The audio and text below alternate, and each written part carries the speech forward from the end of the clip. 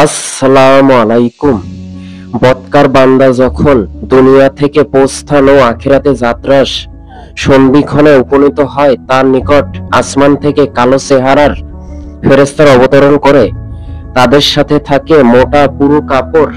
অতঃপর তারা তার নিকটে বসে তার দৃষ্টির সীমা পর্যন্ত।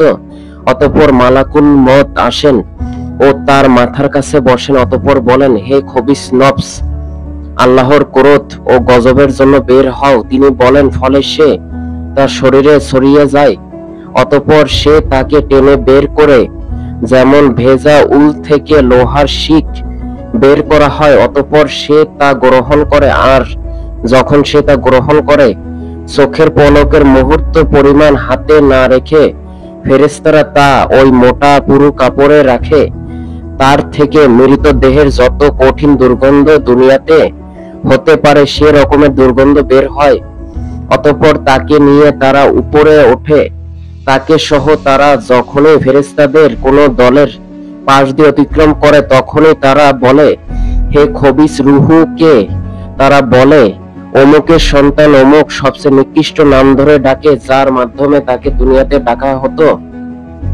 এভাবে তাকে দুনিয়ার আসমানে নিয়ে যাওয়া হয়। তার জন্য দরজা খুলতে বলা হয়, কিন্তু তার জন্য দরজা খোলা হবে না। অতঃপর রাসূল সাল্লাল্লাহু আলাইহি ওয়াসাল্লাম তিলাওয়াত করেন, তাদের জন্য আকাশের দরজা সমূহ উন্মুক্ত করা হবে না এবং তারা জান্নাতে প্রবেশ করবে না, যে পর্যন্ত না সূর্যের ছিদ্রপথে উষ্ঠ প্রবেশ করে। অতঃপর আল্লাহ তাআলা বলবেন, তার আমলনামা জমিনে সর্বনিম্নে সিজ্জিনে লিখো। অতঃপর তার রূহ সজরে নিক্ষেপ করা হবে। অতঃপর তিনি তিলাওয়াত করেন, কেননা যে ব্যক্তি আল্লাহ তাআলার সাথে শরীক করে, সে যেন আকাশ থেকে ছিটকে পড়ল। অতঃপর মৃত ভোজী পক্ষী থেকে ছো মেরে নিয়ে গেল, অথবা বায়ু প্রবাহ তাকে উড়িয়ে নিয়ে কোনো দূরবর্তী স্থানে নিক্ষেপ করলো। অতঃপর তার রূহ তার শরীরে ফিরিয়ে দেওয়া হয়। তার নিকট দুইজন ফেরেশতা আসে ও তাকে বসায়। তারা তাকে জিজ্ঞাসা করে, তোমার রব কে? সে বলে, হায় হায় আমি জানি না। অতঃপর তারা বলে, তোমার দিন কি? সে বলে, হায় হায় আমি জানি না। অতঃপর তারা বলে, এ ব্যক্তি কে যাকে তোমাদের মাঝে প্রেরণ করা হয়েছিল? সে বলে, হায় হায় আমি জানি না।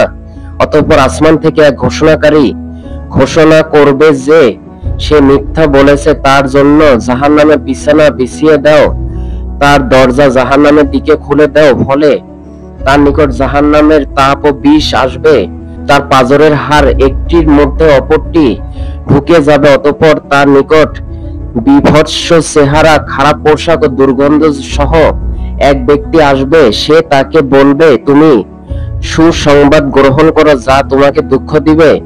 এ হচ্ছে তোমার সে দিন যার ওয়াদা করা হতো। সে বলবে, তুমি কে? তোমার এমন চেহারা যে কেবল অনিষ্ট নিয়ে আসে। সে বলবে, আমি তোমার খবিস আমল। সে বলবে, হে রব, কিয়ামত কায়েম করো না।